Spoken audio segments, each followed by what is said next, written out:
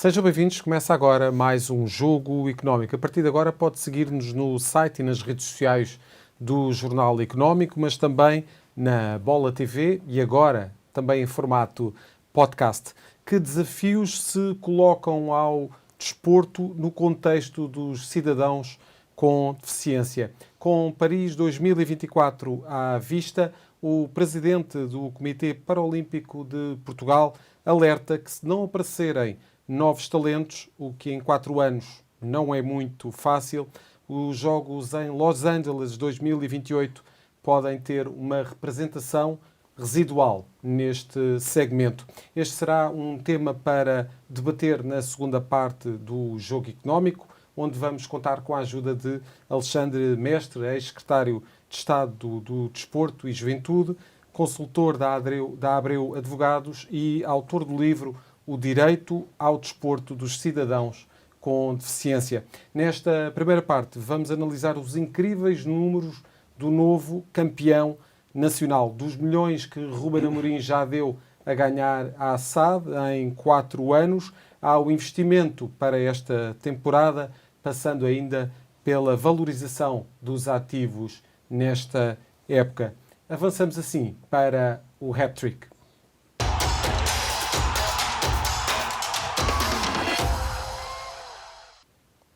Lançamos para debate 3 números que marcaram a semana. Esta semana com uma edição muito especial do hat-trick, naturalmente os números do campeão nacional, e vamos contar excepcionalmente com a análise do Alexandre Mestre neste programa, a quem dou as boas-vindas. Alexandre, é um regresso que saúdo ao Jogo Económico. Já tínhamos combinado aqui algumas vezes um possível regresso à antena para debatermos qualquer um dos temas que o Alexandre desenvolve. É um prazer tê-lo de volta a este programa. Prazer é meu, muito obrigado pelo convite.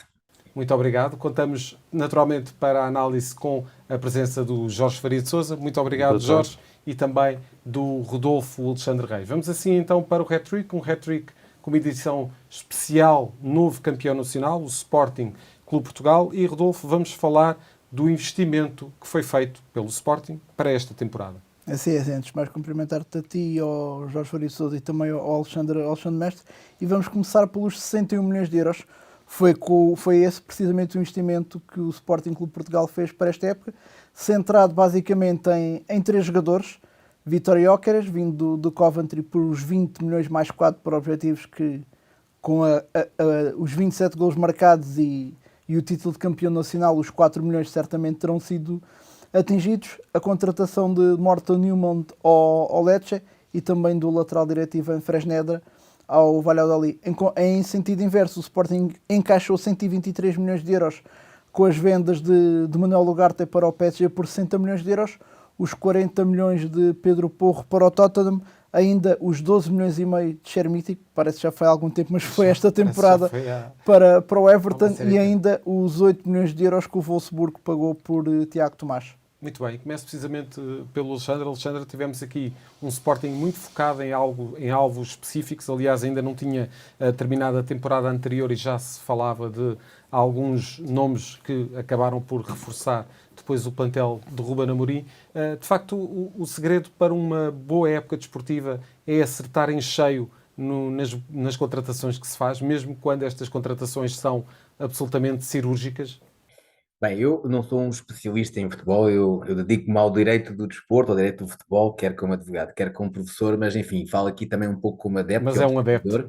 Sim, e assumidamente sócio do Sporting, mas fosse qualquer o clube, obviamente que percebemos que este ano as contratações cirúrgicas, digamos, na linguagem mais popular, poucos mas bons, e para, enfim, os lugares mais adequados, fez toda a diferença em relação a épocas anteriores, até às vezes com os mesmos responsáveis houve aqui uma viragem, digamos assim, no foco, e produziu excelentes efeitos, ou seja, eram jogadores que taticamente, estrategicamente interessavam ao treinador e que viu-se que todos encaixaram, praticamente com uma outra exceção, mas praticamente todos encaixaram de imediato, e se não tivéssemos em conta essas contratações, possivelmente o Sporting não teria sido campeão.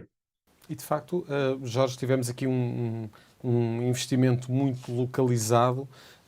Tivemos também poucas mexidas ao nível daquilo que foi o plantel em janeiro, e isso é importante. Muitas vezes mexer em janeiro é importante para alavancar depois a segunda parte da temporada, mas não mexer às vezes é importante também para transmitir confiança a quem está. O Sporting teve de facto aqui um planeamento muito estratégico, e isso ajudou também a que a equipa tivesse sucesso no final da temporada. Sim, sem dúvida, mas antes de mais cumprimentar-te a ti, Zé, ao Rodolfo, ao professor Alexandre Mestre, que é um gosto recebê-lo aqui no nosso Jogo Económico. Eu acho que, obviamente, esse planeamento é absolutamente determinante. E acho que a contratação de jogadores como Morten Hjulmand e Viktor Gyökeres, a título de exemplo, também Ivan Fresneda, num contexto diferente, porque eu acho que é um jogador de enorme potencial, que já tinha jogado lá a Liga, mas com 18 anos chega a um contexto diferente e teve a infortúnio de ter uma lesão e uma paragem sensivelmente 3 meses, e portanto diria que foi uma época de adaptação para Ivan Fresneda, e que para o ano acho que será uma das opções que Ruben Amorim terá para jogar como ala direito. Em segundo lugar, dizer que sobretudo estas duas transferências comprovam a estabilidade financeira que o Sporting tem hoje, porque noutras épocas e noutras realidades e noutro contexto, o Sporting não tinha a capacidade financeira para atacar o mercado desta forma. E para isso foi muito importante os encaixes financeiros que o Rodolfo aqui nos trouxe, e isso levará depois a outro número mais adiante neste hat-trick. Mas sobretudo dizer, acho que claramente foram dois jogadores que encaixaram no modelo de Ruben Amorim que nem uma luva. Morten Hjulmand, eu tenho vindo a dizer até noutros fóruns, que eu acho que é provavelmente um dos jogadores mais importantes desta época. Não sabe jogar mal, a forma como equilibra a equipa no momento defensivo, mas depois é um 6 na sequência do Ugarte, é Palhinha. Acho que é um 6 que com bola tem mais qualidade do que os outros. Cada jogador tem as suas características, mas eu acho que é um médio defensivo mais completo, e acabou por ser determinante. Depois Viktor Gyökeres, claramente a contratação da Liga Portuguesa, se quisermos em muitos anos, a ter um impacto tão forte e tão imediato em qualquer uma das equipas dos três grandes. Não é por acaso que hoje está num top muito restrito de jogadores com interferência direta em golos. São mais de 50 golos entre golos marcados e assistências. É o melhor marcador da Liga Portuguesa, e trouxe, sobretudo, a forma como a equipa jogava a atacar, trouxe a equipa para um tipo de patamar. Porque a equipa já era forte na última época, apesar de na última época o Sporting não ter atingido os seus objetivos, não conquistou qualquer título, e o Ruben Amorim assumiu que a equipa não tinha chegado ao patamar que pretenderia, mas já era uma equipa que jogava muito em ataque posicional, com as linhas muito subidas, mas faltava-lhe um jogador que desse esta capacidade. Faltava tração. A forma como o Viktor Gyökeres pede a bola no espaço, consegue umas vezes ir para cima dos defesas adversários, às vezes até inferioridade numérica, outras vezes, eu acho que isso ele ganhou ao longo da época, outras vezes já percebe agora o momento, quando é que deve ir para cima, quando é que deve receber a bola e esperar que os médios se aproximem. Agora claramente uma contratação que não há muitas palavras já para definir, mas sobretudo acho que o Sporting foi cirúrgico na forma como percebeu as lacunas que tinha no plantel e depois atacou alvos muito específicos e claramente jogadores que rapidamente se adaptaram ao modelo de jogo da equipa. E isso é fundamental, e por isso também é importante o papel do treinador na escolha de cada um dos reforços, para perceber se são jogadores que encaixam ou não no modelo de futebol que a equipa pratica.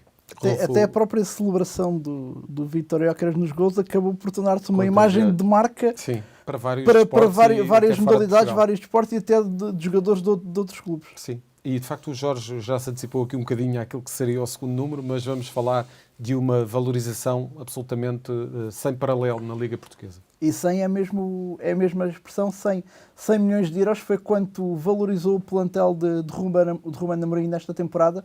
No início da época arrancou com um valor de plantel, de acordo com o Transfermarkt, tem 229 milhões de euros. Atualmente está a valorizar, está nos 329 milhões de euros, e isto ganha ainda maior relevância se pensarmos que no início da época o plantel do Sporting valia menos 127 milhões de euros que o plantel do Benfica. Que era o mais valioso da Liga. Que era o mais valioso da Liga e valia menos 70 milhões que o plantel do Futebol Clube do Porto. Portanto, não só superou o plantel do Futebol Clube do Porto, como se aproximou largamente do plantel do Benfica. Ou seja, há aqui uma valorização de 43% no plantel do Sporting e muito lá está pela mão de Ruben Amorim, mas também por esses reforços que falámos, nomeadamente o caso do Vítor Gyökeres. E Alexandre, tivemos de facto aqui uma valorização fora do comum do plantel, uma espécie de efeito multiplicador também, o facto das transferências, das contratações, neste caso, terem resultado, ajudou também a um crescimento no global do plantel. E ainda não acabámos a temporada, ainda haverão novos números até terminar a época. Mais possível. Eu segundo totalmente o que o Jorge e o Rodolfo disseram e acrescentava, a nível desse efeito multiplicador, acrescentava precisamente a questão do... Acho que, por exemplo, o Paulinho ficou ainda mais importante por força do Gyökeres, utilizando estes dois nomes que foram aqui invocados pelo Jorge. O Paulinho é ainda mais completo, ainda mais jogador que o Gyökeres, e penso que o Morita também fez uma época incrível e via-se que havia um prazer e uma interação muito quase natural entre o Ullmann e o próprio Morita, ou seja, são jogadores que por si se valorizam e valorizam muito a equipa, mas ao mesmo tempo o grupo em si mesmo ganhou muito com eles. E se me permitem, o espírito de grupo foi também algo que foi patente. É incrível como é que um treinador como o Ruben Amorim consegue gerir egos, porque não se diga que não há egos no Sporting, onde há seres humanos, onde há jogadores de futebol, onde há poder, onde há dinheiro, onde há mediatismo, há sempre egos, e ele conseguiu sempre gerir tudo, rotatividade dos jogadores, sem nunca se ver uma quebra de motivação, queixas. Eu acho isso extraordinário e isso é possível quando temos também um treinador desta nomeada. E o público, porque eu recordo-me perfeitamente do primeiro jogo, há qualquer coisa que não se explica, o futebol tem esta coisa irracional, e o primeiro jogo em Alvalade, recordo-me perfeitamente, vou sempre com o meu filho e comentei para ele, vê este ambiente, isto nunca se viu. E nós já sentíamos, todos, penso eu, os sócios e simpatizantes, já se sentia ali uma união com a equipa e uma união entre todos os espectadores que sentia uma onda de vitória desde o primeiro jogo. É algo de inexplicável, mas que tem uma explicação, que é o trabalho da direção, do treinador e dos jogadores.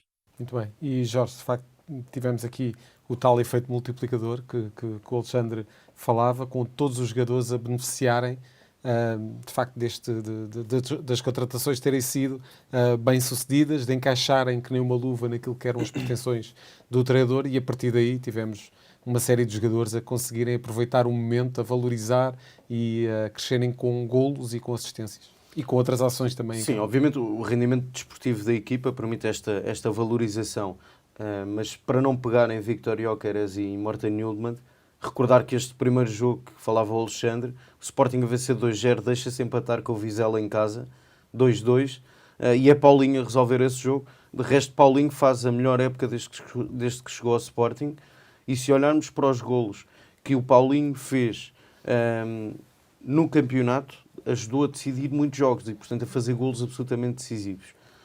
Mas há outros jogadores que se valorizaram muito. Jenny Catamo vinha de uma época a jogar a extremo, de uma descida de divisão no Marítimo, uma época até complicada, que teve uma lesão e uma paragem muito longa, esteve para não fazer parte do plantel, é adaptado à ala direita e é uma das figuras determinantes do clube, e depois sacar esta capacidade de gestão de recursos humanos de Ruben Amorim enquanto treinador.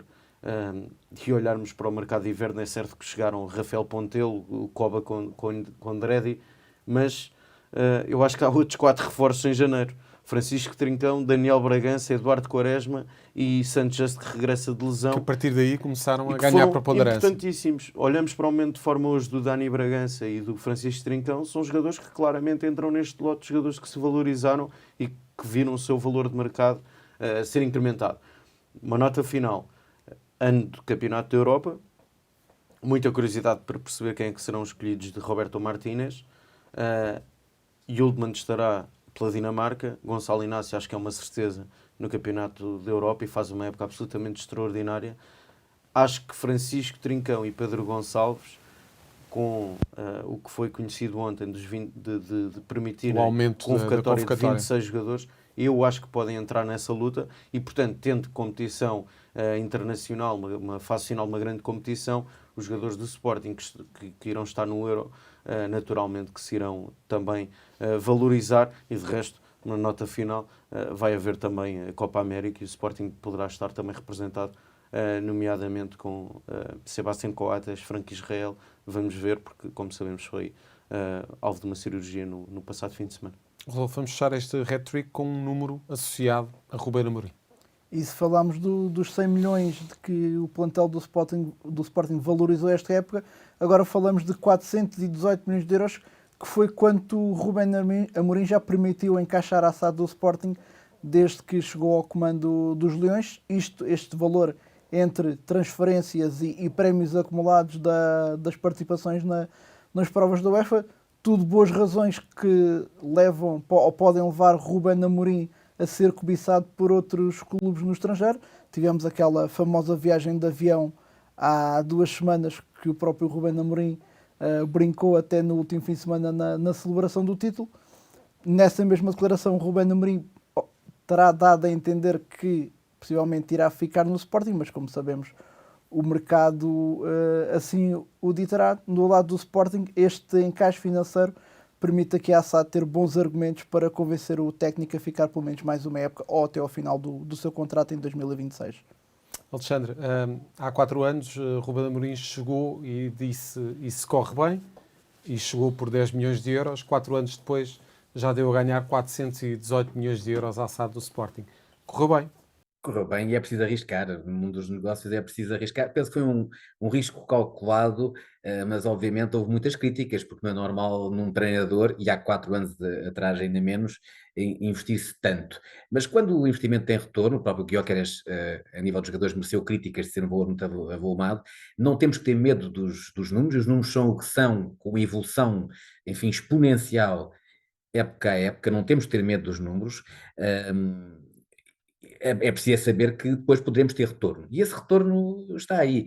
É um treinador muito completo. As suas conferências de imprensa são um tratado de gestão, não só de recursos humanos, como também o efeito que diz a nível financeiro, é de facto exemplar e temos que nos render, porque também ainda assim é um treinador que mantém uma humildade que temos que aqui salientar, porque é essa também postura que ele tem que faz com que os jogadores, penso eu, também não se ponham de bicos dos pés. Muito bem. E Jorge, de facto temos tido aqui um treinador que tem feito muita diferença, foi muito caro, era esses os comentários que se faziam quando chegou ao Sporting, mas de facto tem tido um papel fundamental naquilo que tem sido também o crescimento do futebol do Sporting, ao nível das receitas. E sim, não só. Mas só o Mateus Nunes pagou o Ruben Amorim. É verdade. E recordo que esta frase na altura foi muito polémica. Bem, ponto número 1, acho que o Ruben Amorim vai ficar. E vai pelo menos ficar mais uma temporada e de resto julgo que já estará a ser preparada a próxima temporada. Segundo, eu tenho vindo aqui a dizer, é fundamental haver sempre um binómio entre aposta na formação e um bom scouting. E acho que se olharmos para os jogadores que o Sporting viu serem transferidos nos últimos anos, há 2 casos distintos. Há casos como o Tiago Tomás, um jogador da formação, há o Nuno Mendes, um jogador da formação, e que foram aposta de Ruben Amorim da sua equipa técnica, mas há outros casos que é claramente um scouting que consegue identificar talento jovem, que depois com o rendimento desportivo da equipa, obviamente que são ativos que se vão valorizar e que depois no mercado o Sporting faz grandes operações e aí temos Pedro Porro, temos Manuel Ugarte, 2 jogadores que saíram pela cláusula de rescisão e que são claramente 2 grandes operações de um scouting que tem essa capacidade de identificar talento e sobretudo de jogadores que depois se encaixam no modelo de jogo, e isso também é, na minha opinião, absolutamente determinante. A terceira nota é que, se olharmos para aquilo que vai ser o encaixe financeiro da Liga dos Campeões na próxima temporada, no novo formato, com 8 jogos, um formato competitivo diferente, mas com prémios superiores, é mais um encaixe financeiro que o Sporting vai ter, sendo que acredito, olhando para o rendimento que a equipa teve, perspectivando aquilo que referi há pouco de haver um campeonato da Europa, onde o Sporting vai ter alguns jogadores, necessariamente acredito que possa o Sporting ver sair 2 jogadores, porque uma coisa é curiosa percebermos que ao longo deste trajeto das 4 temporadas de Ruben Amorim tem saído 2 jogadores e nunca desfaz uma equipa inteira, e isso também é muito importante, ir mantendo sempre a espinha dorsal da equipa. Muito bem, e fechamos assim a primeira parte deste jogo económico. Rodolfo, voltas para a semana com mais números no Hat-Trick. O Alexandre e o Jorge voltam comigo para a segunda parte do jogo económico, onde vamos falar do direito ao desporto dos cidadãos com deficiência. É já a seguir na segunda parte do jogo económico.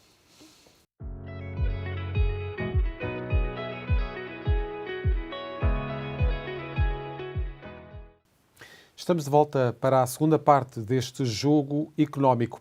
Portugal deverá apurar entre 22 a 25 atletas de 8 modalidades para os Jogos Paralímpicos Paris 2024. Este será um número inferior à representação em Tóquio em 2020. Na altura tivemos 33 atletas e 2 medalhas. Como destacou recentemente o presidente do Comitê Paralímpico de Portugal, há uma necessidade de renovação que é absolutamente essencial e urgente. Levar mais pessoas com deficiência para a prática desportiva. Alexandre Mestre é autor do livro Direito ao Desporto dos Cidadãos com Deficiência, lançado na semana passada, uma obra sobre o enquadramento jurídico do cidadão com deficiência na área do desporto. Alexandre, vamos ao tema principal deste jogo económico, um tema muito interessante de várias vertentes. Vamos falar de inclusão, vamos falar naturalmente do desporto no contexto dos cidadãos com deficiência, mas gostaria de lhe perguntar inicialmente qual foi o objetivo quando se iniciou, quando lançou mãos a esta obra. Olha, esta obra nasceu, como muitas coisas acontecem em Portugal à mesa, num almoço com o presidente do Comitê Paralímpico de Portugal, com quem, no fundo, tive a oportunidade de trabalhar há muitos anos e de colaborar há muitos anos e mantenho essa relação. E surgiu esta ideia de que faltava uma obra que fosse informativa e, ao mesmo tempo, que fosse também propor algo no sentido de se potenciar, através da lei, um número de cidadãos com deficiência que pratiquem desporto, sabendo precisamente que as estatísticas não são muito positivas, quer a prática desportiva em geral, quer a prática desportiva dos cidadãos com deficiência em particular, perceber se estaria na lei ou não um dos problemas, ou o problema maior, para não haver tanta adesão dos cidadãos à prática desportiva. Portanto, a lógica era tentar saber, temos Se o entrave era por aí, não é, Alexandre? Se o entrave era por aí. E que conclusões é que, se é que foi possível retirar alguma conclusão? Portanto, do ponto de vista jurídico, como é que é esse contributo para que, quem sabe no futuro, haja uma adesão maior a esse tipo de prática desportiva? Por um lado, percebeu-se que há enquadramento suficiente internacional e nacional, quer convenções das Nações Unidas, quer a nossa Constituição, quer várias leis de base que nós temos, quer do desporto, da reabilitação, da educação, da saúde, e depois percebemos também ao nível da legislação infraconstitucional, que há uma legislação bastante diversa, acessibilidades, seguro desportivo. Até imagine-se a formação dos assistentes de recinto desportivo, que têm que ter, na ótica já do espectador, formação para lidar com pessoas com deficiência, e isso foi uma das coisas que também se ficou no livro. O próprio Tribunal Arbitral do Desporto português já disse que o direito ao desporto também pressupõe o direito ao desporto passivo, do ponto de vista do espectador. Quanto mais pessoas puderem assistir a modalidades desportivas, nomeadamente pessoas com deficiência, mais adesão terão à multiplicação dessa prática. Também a legislação ao nível da educação física, do desporto escolar, da formação desportiva, legislação específica para o mergulho adaptado, enfim, ao nível do direito do desporto há uma miríade de legislação. A das acessibilidades é aquela que é mais comum. Por exemplo, se eu quiser ir para um pavilhão, a lei obriga que esse pavilhão tenha acessibilidades, ou seja, não há licenciamento de infraestrutura se não houver uma rampa, se não houver um elevador, se não houver nos balneários dos parâmetros sexos para cidadãos com deficiência, cacifos ao nível de quem está numa cadeira de rodas, se houver uma piscina, uma forma, portanto, uma cadeira fixa ou movível para entrar numa piscina. Tudo que é instrumental, preparatório, porque nós para fazermos desporto é também irmos até lá, fazemos desporto, mas depois também nos equipamos e tudo mais. Há aí muitas soluções. Onde, no entanto, se percebeu, e logo aí à cabeça, se não falta legislação no nível do direito do desporto propriamente dito, e há poucos números, é porque ela será pouco aplicada, será pouco fiscalizada, ou então será pouco conhecida também. Mas onde se notou mais desconhecimento, eu próprio tinha esse desconhecimento antes de fazer esta pesquisa, é que há muita legislação não desportiva, vamos chamar assim, que ajuda bastante a prática desportiva com deficiência. Mas aí é que eu acho que eventualmente faltará ainda evoluir um pouco. Porquê? Falo, sobretudo, na legislação referente às pessoas que enquadram o cidadão com deficiência. Por exemplo, os cuidadores informais, o contexto do modelo de apoio à vida independente, os lares domiciliários, os centros de atendimento para as pessoas com deficiência, nomeadamente para pessoas idosas com deficiência, o acolhimento familiar, serviço de apoio domiciliário, ou seja, há muita legislação em que vem lá referida à prática desportiva, mas que pressupõe que quem enquadra estas pessoas, vamos pensar num cuidador informal para dar um tipo de exemplo, e que lhes deve proporcionar lazer e prática desportiva, tenha que ter uma formação, porque estamos a falar de pessoas com necessidades especiais e, portanto, ainda se exige mais preparação técnica para poder enquadrá-las e proporcionar-lhes essa atividade física e desportiva em contexto de lazer. Há aí muita legislação que eu penso que é desconhecida e o livro pretende informar, mas para ser maximizada é preciso também que haja mais formação para aquelas pessoas que estão a acompanhar os cidadãos com deficiência. E essa foi uma das realidades que foi aqui observada, e depois lá está, pensar, como era um ano paralímpico, até que ponto é que também existe legislação suficiente de apoio, quer aos atletas de alto rendimento, seleções nacionais, quer ao próprio Comitê Paralímpico Internacional de Portugal, peço desculpa, e por aí foi também a abordagem do livro. Jorge, de facto temos aqui, se calhar, um problema com várias vertentes. Temos esta vertente com que iniciei a segunda parte do programa, relativamente àquilo que são os atletas paralímpicos, que existe aqui, de facto, uma questão relativamente àquilo que é a captação de talento e à possibilidade de daqui a 4 anos termos uma presença residual neste tipo de jogos olímpicos, mas se calhar temos que olhar aqui para a base primeiro e para todas estas questões que foram levantadas relativamente a este livro, que é, de facto, a acessibilidade a este tipo de desportos. Já percebemos que ao nível da legislação as coisas estão devidamente acauteladas, até ao nível também das infraestruturas, mas existem aqui algumas lacunas que poderão estar a afastar as pessoas com deficiência daquilo que é uma prática tão importante nas nossas vidas, que é a prática desportiva. Bem, aproveitando que antes de mais saudar o Alexandre pelo lançamento desta sua obra, e estando na presença de um ex-governante e tendo tido eleições legislativas há tão pouco tempo, não deixo de registar que, se olharmos para uma campanha eleitoral, o desporto é muitas vezes esquecido. Mesmo os programas eleitorais são relativamente omissos no que ao desporto diz respeito. Há questões tão óbvias como a prática de desporto associada à saúde e o que isso deverá levar ao próprio Estado português, ao Ministério da Saúde, a poupar a médio e longo prazo. E eu acho que há medidas muito concretas que podem ser tomadas, como as deduções fiscais em sede de IRS para as práticas desportivas, sejam elas quais forem.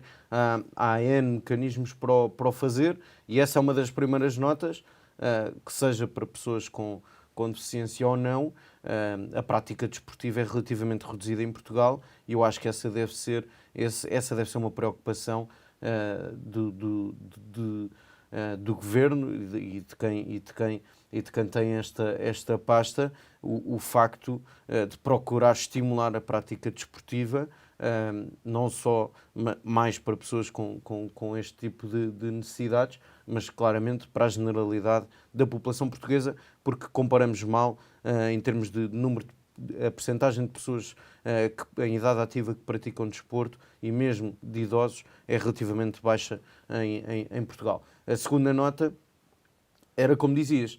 A verdade é que hoje, noutras décadas, Portugal tinha um atraso muito significativo em instalações, foi feito um trabalho enorme e acho que hoje grande parte dos clubes têm,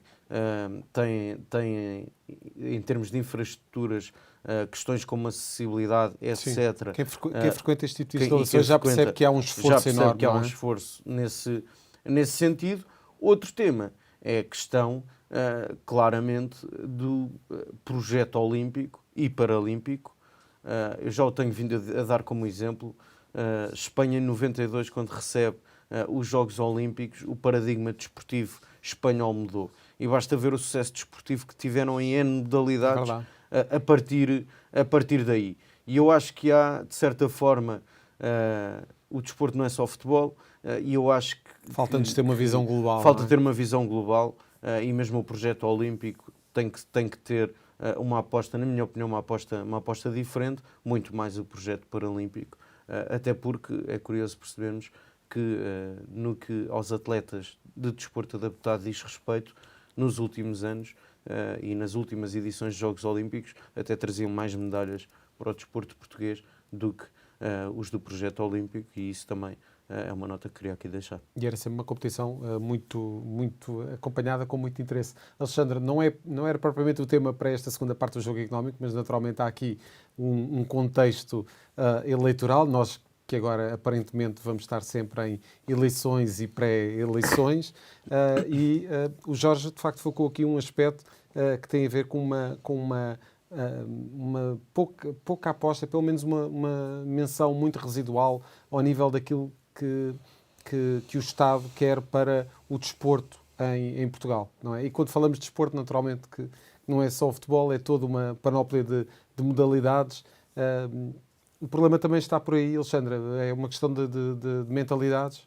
Ora bem, a nossa Constituição diz que as políticas desportivas, digamos assim, fazem-se o Estado em colaboração com o movimento associativo, com as escolas, e portanto isto pressupõe que todos têm que colaborar, concertar, mas também é verdade que é dito que o Estado tem uma incumbência prioritária. Portanto, é do Estado que nós esperamos, digamos, o pontapé de saída e as ações fundamentais.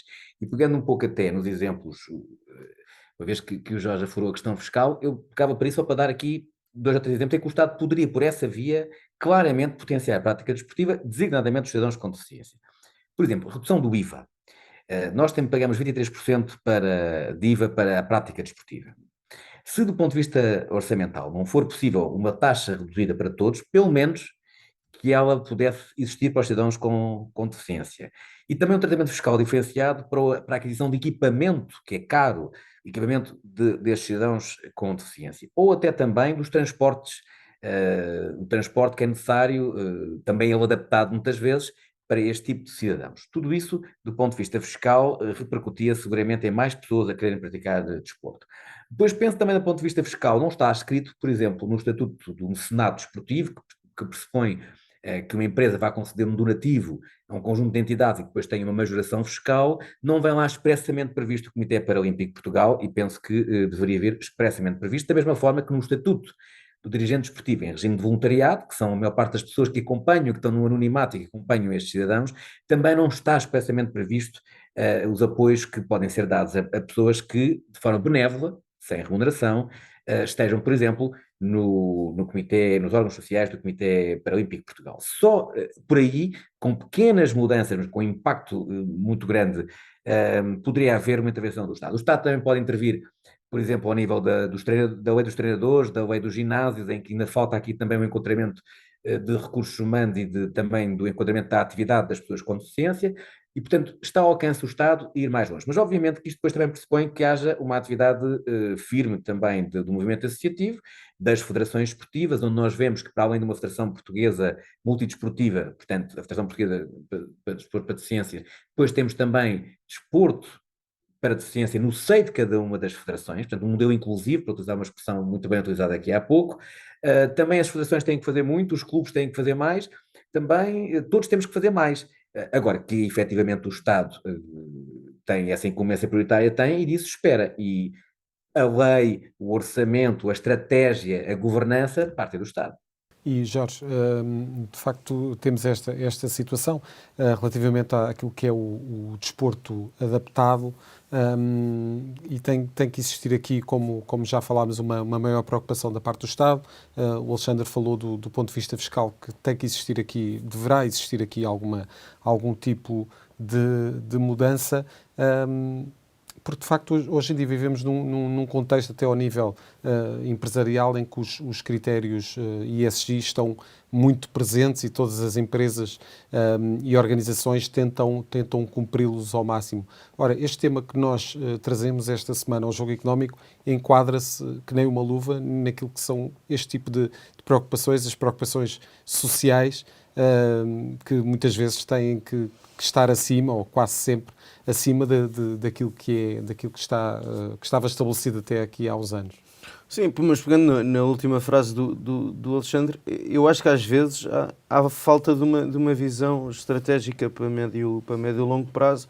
Percebo que também não seja propriamente fácil, porque estamos a falar no contexto de uma Secretaria de Estado do Desporto, ter que negociar, no fundo, e trabalhar com o Ministro da Saúde, com o Ministro da Educação, com o Ministro da Segurança Social, e, portanto, agora, que é fundamental ter uma visão a médio e longo prazo para o desporto, e nomeadamente com enfoque muito especial para o desporto adaptado e, sobretudo, para, no fundo, haver uma discriminação positiva, com várias medidas, como o Alexandre referiu há pouco. Tem que haver claramente uma discriminação positiva para estimular as práticas desportivas para as pessoas com deficiência. Isso parece-me inequívoco. Mas eu, como disse, iria mais longe. A aposta no desporto escolar ser mais inclusiva, porque porventura, hoje, já olhamos para o contexto do desporto escolar, porventura não é tão inclusivo quanto se desejaria, e é importante, até num contexto escolar, que alunos com necessidades educativas especiais tenham essa possibilidade de poder praticar uma modalidade, um desporto, e portanto acho que há várias coisas que podem ser feitas, e há claramente a necessidade de termos uma estratégia global para o desporto, mas com enfoque especial para o tema que aqui trouxemos hoje. Alexandre, estamos já... Sim. Se me permitem, muito rapidamente, claro. só pegar também aqui, o Jorge tem este dom de estimular esta questão de... Há uma frase que a ONU utiliza que é nada sobre nós sem nós. Relativamente aos cidadãos com deficiência também, é importante também que eles tenham acesso aos centros de decisão, possam estar nos locais onde se decida sobre as políticas de que eles são destinatários. E curiosamente, nós tivemos no final da legislatura anterior duas leis, uma para as sociedades esportivas e outra para as federações esportivas, em que se diz que tem que haver um número mínimo, uma percentagem mínima de mulheres nos centros de decisão. Mas não se diz, por exemplo, que tem que haver de cidadãos com deficiência. Se calhar, porventura, ao nível da tal discriminação positiva, também se deveria ser algo a pensar. Estamos já no final desta segunda e última parte do Jogo Económico, esta semana mais um programa só com duas partes, mas gostaria de perguntar ainda um aspecto ao Alexandre, que tem a ver com a presença do Andrew Parsons, presidente do Comitê Paralímpico Internacional, que esteve na apresentação deste livro, esta apresentação que decorreu a semana passada, e disse Andrew Parsons que esta é uma obra pioneira e queria levar esta ideia para outros países, indicando também que este livro está escrito de uma forma quase didática. Alexandre, pode-nos dar aqui uma perspectiva rápida para perceber se todas estas questões, todos estes obstáculos que se colocam neste contexto são também vividos a nível internacional? São, embora o enfoque tenha sido dado para além da parte do direito internacional, tenha havido um enfoque sobretudo ao direito nacional. É verdade também que se fala no livro sobre a convergência. Eu penso que é muito importante uma convergência entre o movimento olímpico e o movimento paralímpico, e essa abordagem foi feita do ponto de vista internacional e penso que também pode ter uma réplica ainda maior a nível nacional. Mas vindo do Presidente do Comitê Paralímpico Internacional, que me honrou muito bastante a sua presença, só posso secundá-lo e acreditar que ele tem a noção, nomeadamente ao nível do desporto de excelência, desporto paralímpico em particular, isto pode ter réplica em muitos países. Permita-me também aqui um agradecimento ao professor Pedro Trovão do Rosário, que fez a nota introdutória, e ao Sr. Presidente da República, Marcelo Rebelo de Sousa, que fez o prefácio, porque no fundo mostram que a Academia, a Presidência da República, um Comitê Paralímpico Internacional, nós, enfim, autores, e as pessoas que estiveram a assistir, todos nos move a mesma preocupação, e vocês também estão a testemunhar agora, e todos somos poucos. Muito bem, e de facto o que se quer que o desporto seja é cada vez mais inclusivo e neste contexto então ainda mais. Alexandre Mestre, muito obrigado pela presença, por este regresso ao Jogo Económico, foi um enorme prazer tê-lo connosco neste episódio. Jorge, voltas connosco para a semana para a análise de mais temas. Volto também na próxima semana com os números que contam dentro e fora das 4 linhas.